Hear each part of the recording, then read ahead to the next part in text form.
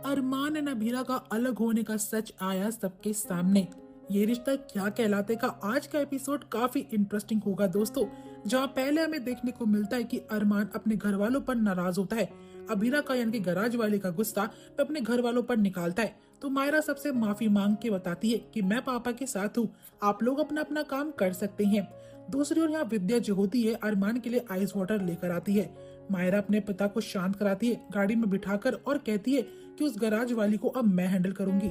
उसकी हिम्मत कैसे हुई मेरे पापा को नाराज करने की। जैसी मायरा कॉल करती गराज में, तो कॉल और कोई नहीं बल्कि मुक्ति उठाती है।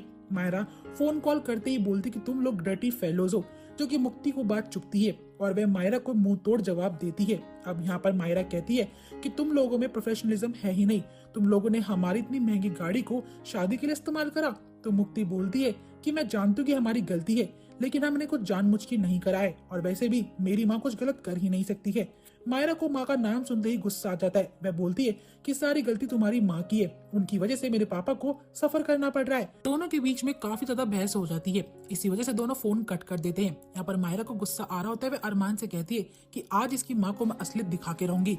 अरमान कहता है कि मायरा आप मेरी वजह से स्ट्रेस मत लो, गुस्सा मत हो, चुपचाप से जाकर अपनी पैकिंग करो। और यहाँ पर अमीरा भी मुक्ति को यही सलाह देती है और बोलती है कि सारी गलती तो हमारी थी, उसके पापा से मैं बात करती हूँ। अमीरा एक बार फिर से अरमान को कॉल करती है, लेकिन इस बार वो कॉल कट कर देता है। यहाँ पर अमीरा कहती है मुक्ति से कि बेटा सारी गलती तो हमारी थी, टायर भी तूने पंचर करा था, ऊपर से शादी के लिए उनकी महंगी गाड़ी को हमने इस्तेमाल करा, तो हमें तो ऐसा चिल्लाना चाहिए भी नहीं। लेकिन मुक्ति बोलती है वो लड़की बहुत बदतमीज थी, वह आपके बारे में बहुत उल्टा बोल रही थी, और आप तो जानती हो ना माँ कि मैं आपके बारे में उल्टा नहीं सुन सकती हूँ।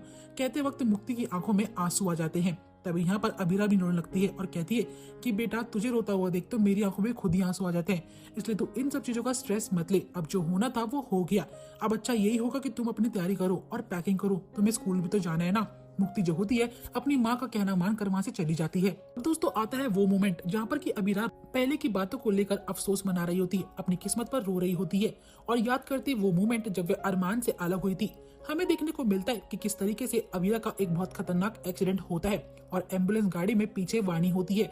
एक आदमी उसकी जान बचाने के लिए आता है, उससे पूछता है कि बेटा तुम्हारी ये हालत किसने करी है, मैं तुम्हें बचा लेता हूँ। लेकिन अभीरा कहती कि मेरे पीछे गाड़ी में कोई है, उसे बचाइए, और उसमें वाणी होती है। तभी यहाँ पर वो आदमी उन दोनों को फौरन ही हॉस्पिटल लेकर जाता है। यहाँ पे आदमी डॉक्टर से कहता है कि शायद ये दोनों माँ बेटी हैं। दोस्तों अब यहाँ पर जैसे तैसे अभीरा बच जाती है, लेकिन उसकी आंख खुलती है लगभग 2 हफ्ते बाद, जहाँ पर कि जब वह नर्स से बात करती है कि मेरी बेटी कहाँ पर है, तो नर्स बताती है कि आपकी बेटी बगल वाले रूम में है और वो आउट ऑफ डेंजर है। अभी अनुपमा की नजर पड़ती है नोटपैड पर जिसमें कि 2 मार्च लिखा होता है।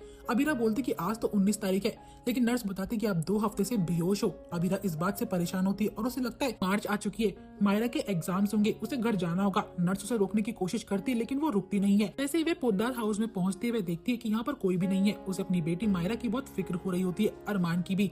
तभी उसकी मुलाकात होती है विद्या से, और यहाँ पर दोस्तों विद्या पूरा गेम ही चेंज कर देती है। यहाँ पर विद्या विलन का रोल प्ले कर रही होती है और वे कहती है अभीरा से कि मेरे परिवार से दूर हो जाओ, अब तुम यहाँ क्या लेकर आई हो। अभीरा बोलती है कि माँ मैं अरमान से और मायरा से मिलने के लिए आई हूँ, आप मुझे क्यों रोक रही हो। लेकिन विद्या बोलती है कि उस बेटी की फिक्र मत करो जिसे तुमने किसी और के लिए छोड़ दिया था। अब अरमान और मायरा को तुमसे कोई फर्क नहीं पड़ता, ये टूटा हुआ हाथ और ये चोट लेकर इस घर में मत घुसो। अभीरा को विद्या की बातें अजीब लगती है, वह उसे बोलती कि प्लीज मुझे अरमान से और मायरा से मिलने दीजिए, मुझे उनसे बात करनी है। लेकिन विद्या यहाँ पर अभीरा के हाथ में मायरा के कस्टडी के पेपर्स थमा देती है जो कि अरमान ने तैयार करे होते हैं। अभीरा ये बात सुनकर काफी हर्ट हो जाती है, वह विद्या से प्लीज करती है कि प्लीज मुझे अरमान से बात करने दीजिए, लेकिन विद्या उसे वहाँ से भगा देती है। बेचारी अभीरा बेसहारा हो जाती है। वह हॉस्पिटल पहुंचते तो डॉक्टर्स वहाँ पर वानी के बारे में डिस्कस कर रहे होते हैं कि वो कुछ बोल नहीं रही है, शायद आप उनकी मदर है, प्लीज इस फॉर्म को फिल कर दीजिए ताकि हम उसका इलाज कर सके। और यहाँ पर अभीरा अपनी लाइफ का बहुत बड़ा डिसीजन लेती है कि अब वह अपनी इस शादी को अरमान के साथ खत्म करती है और वहीं पर वह अब से वानी की माँ के नाम से जानी जाएगी। और दोस्तों यहीं पर एपिसोड एंड हो जाएगा।